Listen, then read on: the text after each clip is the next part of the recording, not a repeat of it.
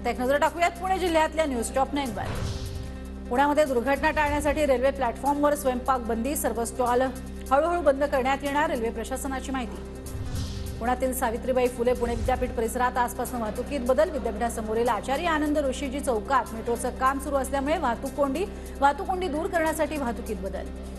10वी-12वीच्या परीक्षांसाठी राज्य माध्यमिक आणि उच्च माध्यमिक मंडळ सज्ज, येत्या 21 फेब्रुवारीपासून 12वीची तर 1 मार्चपासून 10वीची परीक्षा सुरू होणार, परीक्षा केंद्रावरील तयारी पूर्ण।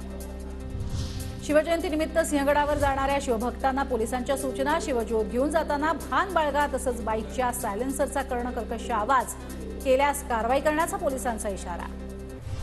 पुण्यामध्ये तब्बल 79,307 रुपयांची 22,301 नाणी वापरून साकारलं शिवलिंग, शिवभक्त दीपक घोलप यांच्या शिवलिंगाची इंडिया बुक ऑफ रेकॉर्डमध्ये नोंद।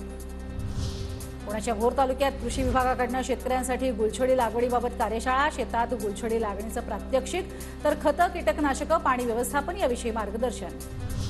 पुण्याच्या बोरी भडकमध्ये मालोजी राजे भोसलेंच्या हस्ते विद्यार्थ्यांनी बनवलेल्या औद्योगिक मशीन आणि विविध उपक्रमांचं उद्घाटन। दौंड तालुक्यातील बोरी भडक औद्योगिक प्रशिक्षण संस्थांमध्ये उपक्रम।